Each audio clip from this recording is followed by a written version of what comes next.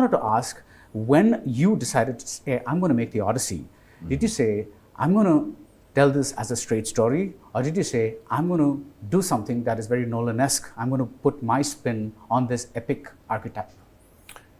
Well, thank you for your kind comments. I try not to be too self-conscious. So the analysis that you're applying to my films is a way that I can't think. If I think that way, I'm imposing some kind of inappropriate artifice on the story. I have to really be driven by the story and my own involvement in it. Which isn't to say that what you're saying doesn't have validity. It's just not the way I can think, or it becomes too self-conscious. But the Odyssey, coming to the Odyssey, I didn't really know what to expect, actually, when I approached the text. I knew, like so many people, I knew bits and pieces of it that I had received through my whole life, but I hadn't read it in its entirety in a very long time, since I was at school.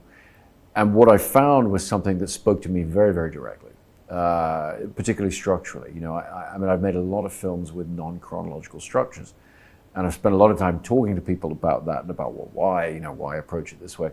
And then, of course, ironically, I come to the oldest piece of Western literature, the sort of original foundational text, and it has a very, very compelling non-chronological structure. And so I tried to follow that pretty straight. But inevitably, what I'm doing is I'm trying to burrow in on what do I find personally engaging with the story.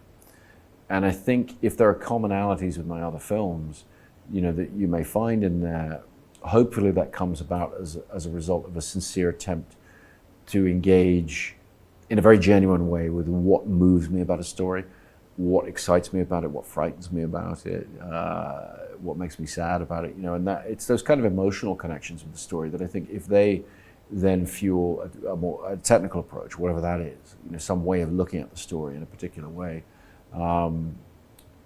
that's when I think things start to come together in a way that feels personal to me. So